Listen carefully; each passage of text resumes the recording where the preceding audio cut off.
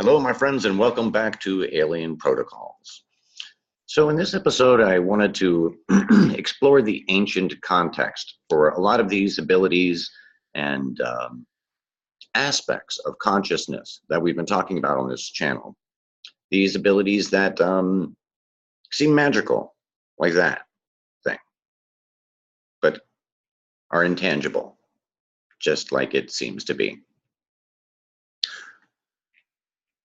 There are many ancient texts that talk about these abilities and talk about how if you shrink yourself from this world, how if you don't listen to any of your senses, how if you meditate,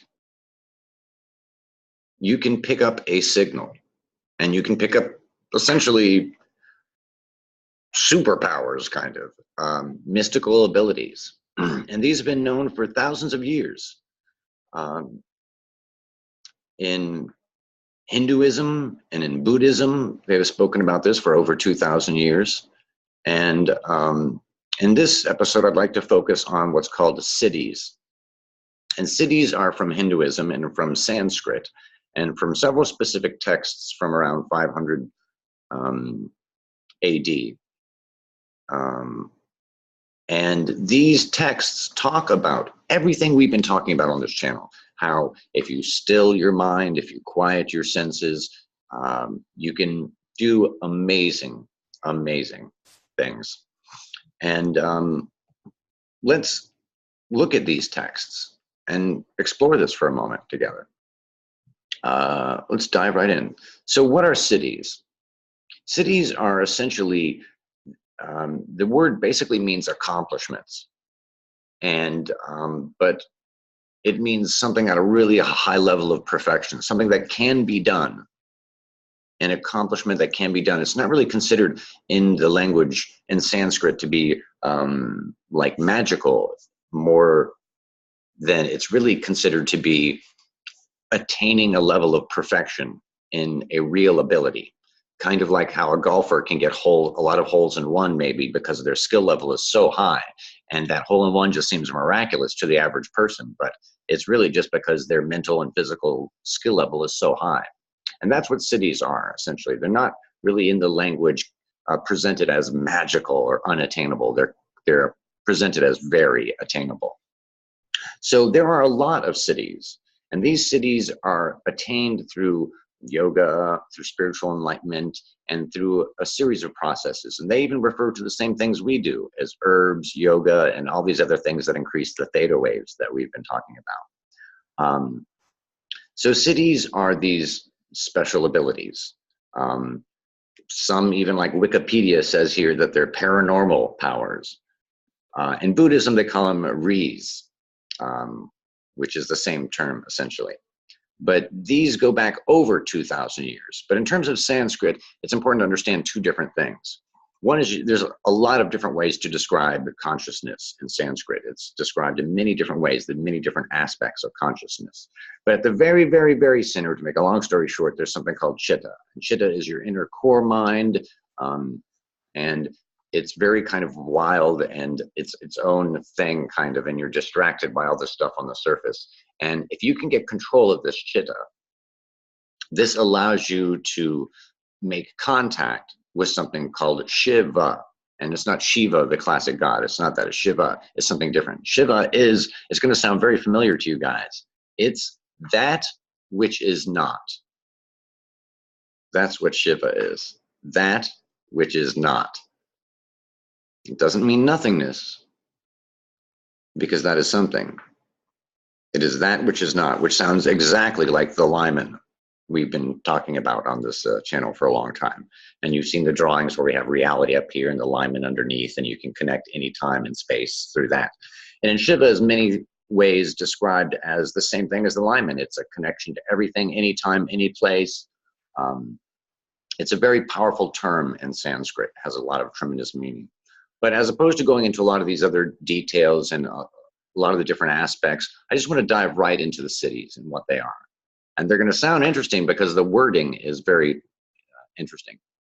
The first one is anima siddhi. And anima siddhi is the ability to shrink oneself. to become smaller than the smallest thing. The smallest grain is how it was described in Sanskrit. And this gives you the ability to understand the interconnections of matter and energy and waves and how to manipulate them.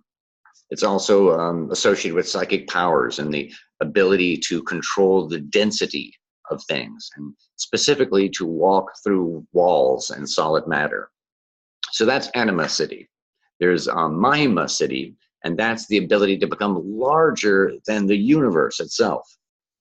And this gives you understandings of grand interconnections of how things work. It allows you to see things at great distances, and remote viewing. It talks about specifically seeing different cities and vistas and things like that. There's Lahima Siddhi, which is the next one, which is to become lighter than air. And that means you can fly. It's essentially levitation. There's Prapti Siddhi, which is the ability to touch the moon with one's finger. And this, it kind of removes distance. It removes space-time from between two objects. So this can do teleportation. It can do a bunch of different things. It kind of sounds in many ways like entanglement. There's Praknya Siddhi, which is the ability to attain whatever is desired, which is very much kind of like a remote influence. It's mental focus and mental power and mental mastery, but Praknya Siddhi is really about a mental ability to change things and goals and stuff like that. It's very much like remote influence. There's Ishta Siddhi, which is the ability to control the weather and elements.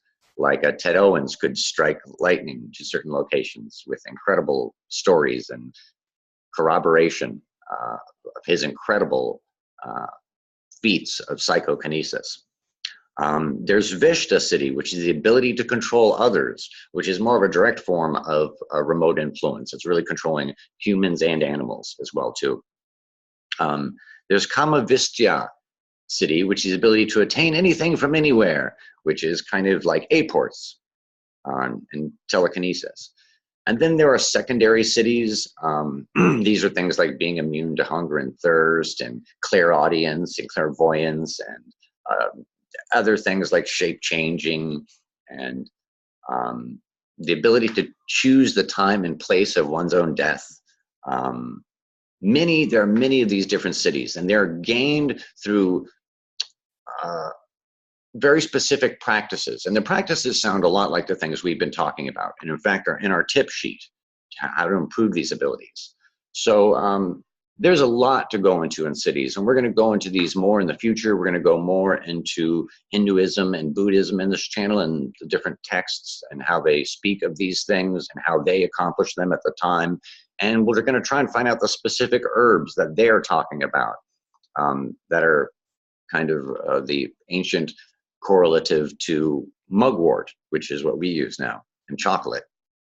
But I think it's really important, before going into any of this stuff anymore, to kind of talk about something else really quickly. And that's that a lot of the yogi masters and a lot of the Buddhist masters consider all of these things, all of these cities, or ris in Buddhism, to be frivolous, to be juvenile. And those who pursue these things, they consider them to be vain. People who choose to explore these things, and that it's a distraction more so than anything else from true spiritual enlightenment. That these are just distractions on the stop to you. As you travel to deeper depths of yourself, these are just one of the things you discover along the way. And therefore, at first, they seem really exciting and amazing. And they're, and in some ways, kind of a necessary little bit of a detour, or at least a vista along the way to greater understanding of oneself. But it's interesting that the greatest masters consider these to be very juvenile and not something to, you know, make a big to-do over, these abilities, these cities. But if you want to explore some of this yourself some more, there are a few different texts. There's this text, the Sakakarika, you know, speaking Sanskrit is incredibly difficult, so go easy on yourself and me, please. um, so there's a lot of really interesting stuff here, gang, and check it out. Um, it really validates everything we've been talking about on this channel, and this is information that's over 2,000 years old. So if this isn't just some, you know, skinny bald dude throwing ideas out there, this is what has been learned and relearned over thousands of years. So good luck, gang. Enjoy exploring yourself. And if there's anything we can do here to help, let us know. It would be our pleasure.